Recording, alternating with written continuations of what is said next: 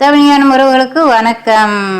சனி நீராடு ஆத்திச்சூடி 16. சனி நீராடு.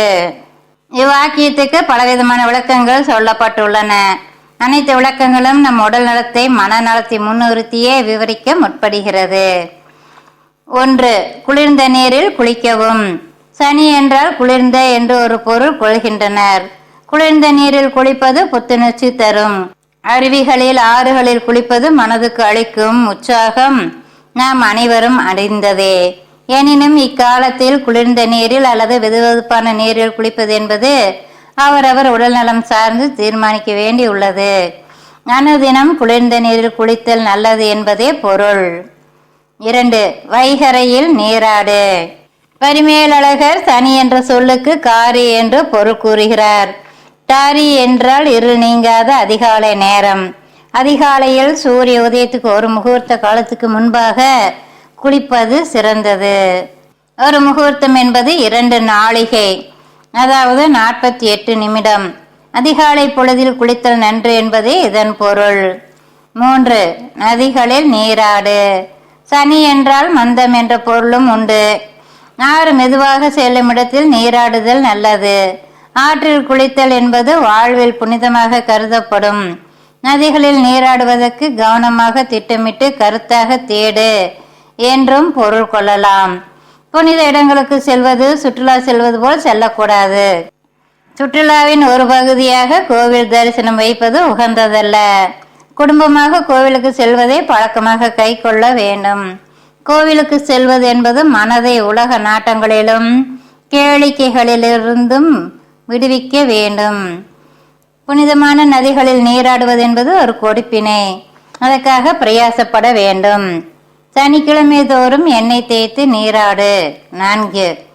சனி என்பது சனிக்கிழமை என்னும் கருத்தில் கூறப்படும் இந்த விளக்கமே பெருவாரியாக எல்லோரும் நம்புகின்றனர். எண்ணெய் குளியல் என்பது உடல்நலம் கருதி கூறப்படுகிறது.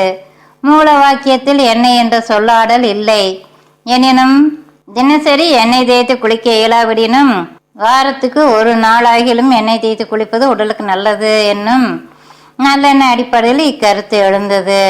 ஆக நம் முன்னோர் உடல் ஆரோக்கியம் பேணுவதற்காக கண்டுபிடித்த எண்ணற்ற இயற்கை வழிகளில் எண்ணெய் குளியலும் ஒன்றாகிவிட்டது.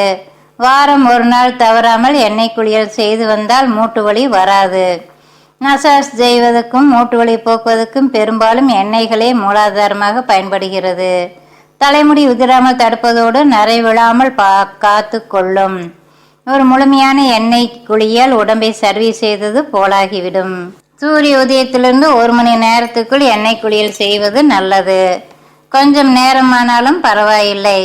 தேங்காய் எண்ணெய், நல்லெண்ணெய் அல்லது கரிசலாங்கண்ணி தைலம் போன்றவற்றை கொண்டு எண்ணெய் குளியல் செய்யலாம். இப்போது உடல் குளிர்ச்சி அடைந்திருப்பதை உணர முடியும். போதுமான சூட்டில் வெந்நீர் வைத்து மனைப்பலகையில் உட்கார்ந்து குளிக்க வேண்டும். இப்படி உட்கார்ந்து குளிக்கும் போது முதலில் சிறுநீர் தாராளமாக பிரியும். இதன் மூலம் சிறுநீரக கோளாறுகள் வராமல் காக்கப்படும். இப்போது சீயக்காய் அல்லது பைத்தமாவு தேய்த்து குளிக்க வேண்டும்.